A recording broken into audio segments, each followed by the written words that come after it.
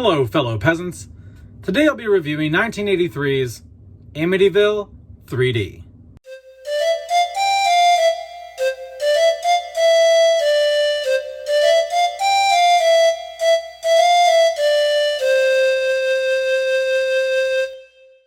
Alright, so I just watched Amityville 3D. This came out in 1983. It stars Meg Ryan, Lori Loughlin, and George W. Bush.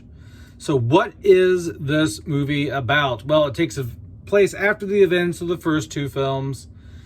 There's a lot of ruckus about what's going on in this house, supernatural events. And so this investigative journalist, reporter, whatever you want to call him, in the opening scene, he is undercover. He's with his sidekick or whatever, and they're acting like they're a married couple who wants to have a medium contact their dead child. And the Amityville house is being used as a business, like a medium contact type of business or whatever. And so they end up exposing them. They show that they're frauds and all that. But then he ends up buying the house. He gets a deal on the house. He buys it, and his intentions are to just dig even deeper, figure out that the house is not real or whatever. He's going through a divorce. So he kind of like, man, I'll buy this. I got a good deal on it. I can use this for part of my investigation work. And so, yeah. And then his daughter in the film is Lori Loughlin, who you might know as Aunt Becky from Full House. She's the daughter in this film. And so he doesn't believe in the supernatural. So he doesn't care if she's in the house and whatever. He doesn't think anything bad's going to happen to her. But the mom, the ex-wife, she's like, I don't want her going in there. She doesn't need to be living with you.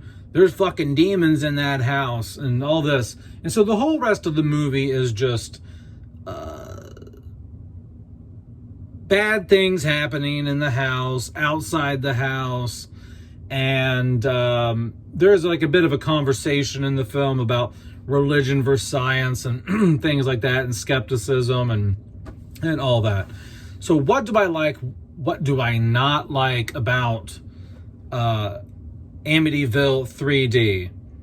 Oddly enough, what I like is, this is my first like, what I like is some of these old 3D movies, there's so many instances of where they're blatantly like, it's 3D, here's this. They're like shoving things into the camera lens so it pokes out at you in the theater.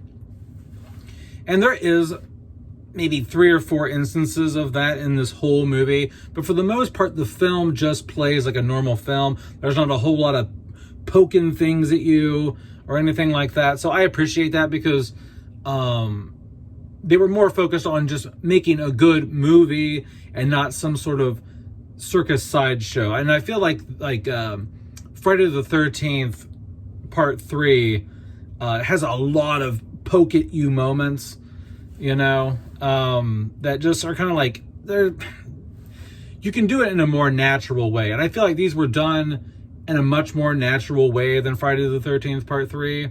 Yes, they stuck out, but they were still better and like made more sense than Friday the 13th Part 3. The cinematography, the tone, the score, everything here.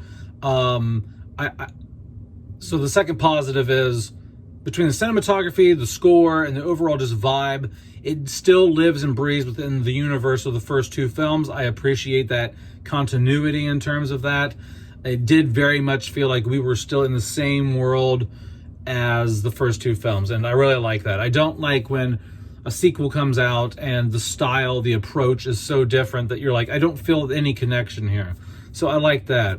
I think the acting in here, for the most part, is good. It's good. Is it great? No. But it's good. It's serviceable. It's no worse than the acting in the first couple films. So, yeah.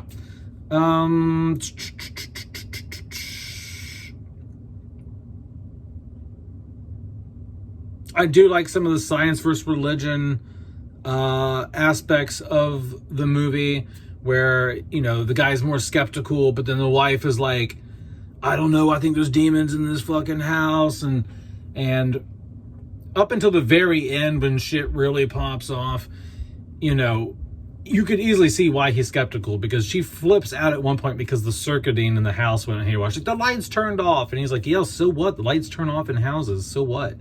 But she was like freaking out about it. And so what do I not like about the movie? I just think there's not a whole lot going on. It's a little boring. It's repetitive. It's a lot of things we've already seen. I do, like, once again, I like the continuity of the house. The house looks, they might have even used the same house as the first couple movies. I'm not sure. But the gateway to hell. So in the first film, the doorway or gateway to hell or whatever is through this wall in the basement. But now the gateway to hell is this well. It's a hole in the floor. And so just stuff like that. I know it's a kind of a nitpick, but it's just like, no, just stick with if you want us to be back in this house, you want it to be a familiar setting, you want us to feel like we're in the same world, in the same house as the previous films, please just use the gateway to hell as the same thing as it was previously. Don't switch it up.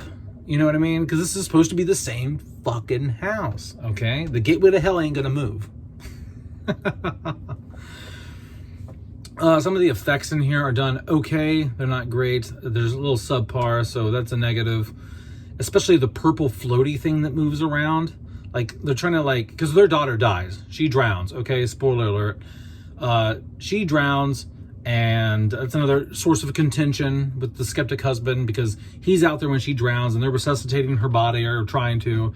And the mom sees her ghost in the house. She's like, no, she's not dead. I fucking saw her. She's in the house. Even though she's like clearly out back getting her lungs broken in, you know, by the EMTs. And so at the end, they're like, okay, let's go in.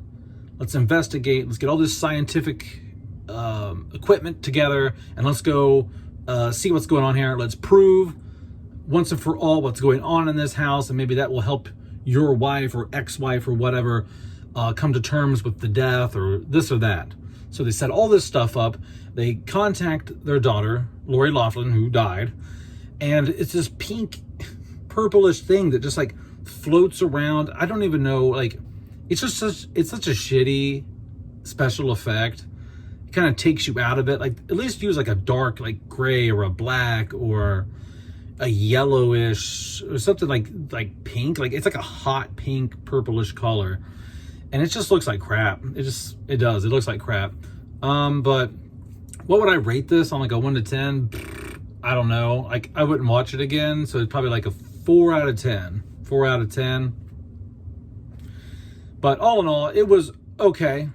It was okay, but I wouldn't watch it again. It's a good one-time watch. Like, someone previously commented when I posted it in the community chat, they said, I really love the opening sequence to this film.